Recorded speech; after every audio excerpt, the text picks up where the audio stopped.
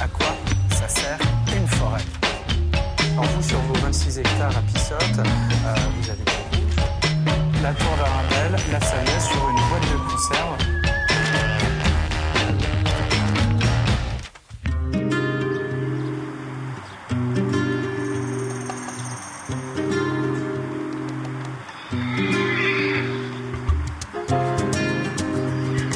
Soyez le bienvenu aujourd'hui pour le 80e numéro d'Histoire de Vendée. Nous sommes à La Roche-sur-Yon, au Haras de la Vendée. C'est son nom. Dans un endroit étonnant, c'est d'abord un grand espace de verdure, 4 hectares 5, niché au cœur de la ville. Le Haras de la Vendée, c'est le deuxième site dédié au cheval le plus visité en France après le Cadre Noir. Et nous allons vous présenter un peu ce Haras, revenir un peu sur l'historique. Et je suis donc en présence aujourd'hui de Régis Barbier de Préaudeau, qui a vécu 10 ans ici, alors qu'il était tout jeune. Son papa était directeur du Haras. Alors j'imagine que c'est avec beaucoup d'émotion que vous revenez ici, hein. Alors c'est effectivement avec énormément d'émotion que je viens au Haras de La Roche-sur-Yon, puisque comme vous le disiez tout à l'heure, j'y ai passé 10 ans de ma jeunesse. 8 à 18 ans 8 à 18 ans exactement. Et c'est absolument merveilleux de pouvoir vivre avec 140 étalons autour de soi, 140 étalons de races diverses et une vingtaine de chevaux pour la Société hippique nationale. Donc il y avait des chevaux autour de la maison et je vivais au milieu des chevaux, le bruit des chevaux, le bruit dans les écuries, les hennissements. La passion a démarré ici grâce à votre papa, donc qui, comme on l'a dit, était directeur. Et aujourd'hui, vous êtes toujours un passionné, même plus que ça. Vous montez, vous chassez. Le cheval, pour vous, c'est vraiment un sujet inépuisable. C'est un sujet inépuisable et je pense que je ne pourrais pas vivre sans le cheval. Et le cheval est pour moi un échappatoire extraordinaire dans un milieu professionnel qui est parfois difficile. Et le cheval est pour moi un échappatoire. Effectivement, à la chasse à courre, donc la vénerie est un de ces échappatoires. La compétition, j'en ai fait jusqu'en 2006. Malheureusement, j'ai un peu arrêté aujourd'hui en concours épique, en concours complet. Et c'est vraiment, j'ai vraiment ça ancré dans le sang. Et c'est La Roche-sur-Yon et mon père qui me l'a transmis. Alors revenons, si vous voulez bien, sur un aspect historique. En 1845, le Haras est créé, 40 ans environ après la création de la ville. Nous sommes devant une architecture néoclassique. Le Haras est un site très important, comme on l'a dit ici, mais il voit le jour donc une quarantaine d'années après la création de la ville de La Roche. Je crois qu'on peut l'expliquer, hein. Alors on peut l'expliquer très rapidement. Napoléon avait décidé la création de cette ville, puisque ça s'appelait Napoléon-Vendée, alors qu'il n'existait qu'un tout petit village au préalable. Et Napoléon, rentrant de la campagne d'Espagne qui s'était mal passée pour lui, décide de passer à La Roche-sur-Yon voir ce qui avait été fait par rapport à ses aspirations et ses attentes. Là, il est assez déçu, hein. Il est extrêmement déçu, puisque il arrive, il transperce plusieurs murs de la ville avec son épée et il enfonce son épée jusqu'à la garde parce que ça avait été bâti à la va-vite, très rapidement, très succinctement. Napoléon était extrêmement mécontent, il est reparti, il n'est jamais revenu à La Roche-sur-Yon par la suite et c'est qu'en 1845 que le Haras va vraiment être créé. Parce qu'il y avait un réel besoin de contribuer au développement du cheval, d'abord pour les carrossiers, c'est-à-dire les chevaux de transport, l'attelage et la monture, la chasse à courre bien entendu parce qu'il y avait beaucoup d'équipages déjà en Vendée, et puis bien sûr l'armée.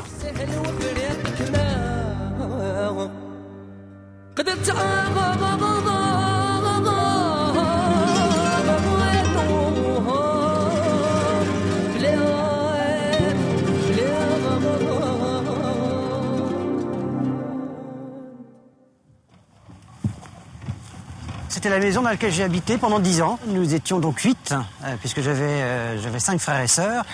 Et c'était merveilleux, puisqu'il y avait 12 pièces habitables. 12 pièces, il y avait de l'espace au milieu d'un jardin. C'était vraiment un peu un point de paradis.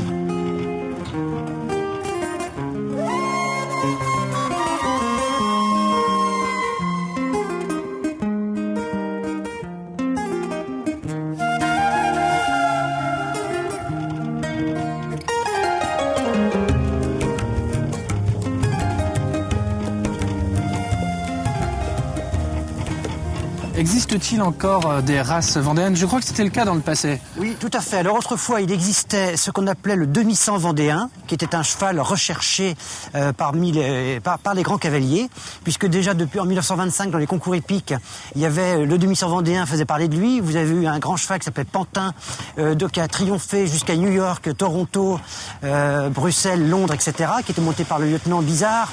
qui est le père de René Bizard, qui fut le président du syndicat des éleveurs. Vous avez après Vol-au-Vent, qui a été recordman du monde de 100 hauteur en 1933 et qui avait sauté 2,38 m. Donc il y a eu beaucoup d'hybrides ensuite. Hein. Exactement. Donc le demi-sang vendéen, qui était un cheval qui était croisé avec le carrossier vendéen avec des pur sang anglais et qui donnait une race qui a cessé d'évoluer et qui nous a permis d'arriver jusqu'à aujourd'hui avec une race de sel français qui est teintée de demi-sang vendéen. Et quand on va chercher dans les papiers de ces chevaux vendéens, issus de l'âge vendéen, il y a beaucoup d'anciens demi-sang vendéens. Alors est-ce qu'on peut dire que le cheval là qui est avec nous, lui, a des origines régionales? Oui, alors là c'est différent parce que c'est un cheval de trait, d'accord, alors que les demi-sang vendéens et le sel français sont des chevals de sang. Là c'est un cheval de trait, mais c'est un cheval de trait régional qui a surtout fonctionné dans le sud du département grâce à la fameuse Venise verte et grâce au marais Poitevin. Il faut savoir que la Vendée est le 3e département le plus important pour la reproduction de sel français. Ce sont ces chevaux, Régis, que nous avons autour de nous. Mais le Haras a également d'autres vocations. Quelles sont-elles? Alors, en dehors de la reproduction, comme vous venez d'en parler, il y a également le fait que les Haras soient un conservatoire des races. Alors d'abord des races françaises, bien évidemment, mais également des races étrangères. Donc, ça nous Avec des chevaux de tous les continents. Exactement, de l'arabe par exemple pour l'Afrique, de la keltéké pour la Russie. Il y a vraiment de tous les continents. Et nous avons également il y a d'autres spécificités dans les Haras, c'est le conservatoire des métiers du cheval également, puisqu'il y a maréchalerie, bourrelier, sellier, absolument.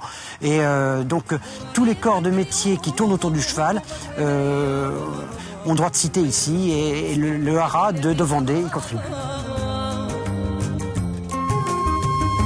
Quelque chose de très important quand même à souligner, c'est que les chevaux nés et élevés ici, dans le département, ont une réputation mondiale. Absolument. Nous avons, par exemple, très particulier, le vainqueur du concours complet international de badminton, Hidalgo de Lille, bien que né en Loire-Atlantique, c'est avec des origines vendéennes. Et nous avons également Galet d'Auzay ou Gablou des Ors en saut d'obstacle. Et même sur les steeplechase, les grands steeplechase comme le grand steeplechase de Paris, nous avons des chevaux dont le père pouvait être à La Roche-sur-Yon ou né en Loire-Atlantique, non loin d'ici. La Vendée, source de grands champions, hein. Absolument. Et le dernier qu'on pourrait citer, c'est le Prince des Bois, actuellement 3e cheval mondial de concours complet, né à Salertaine.